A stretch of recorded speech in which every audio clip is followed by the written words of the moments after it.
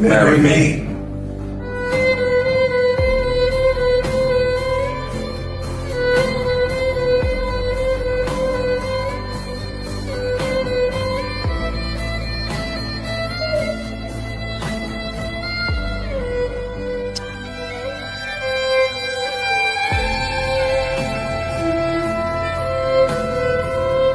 What the hell, Oscar? No, What? I'll never be with you. I love you deeply.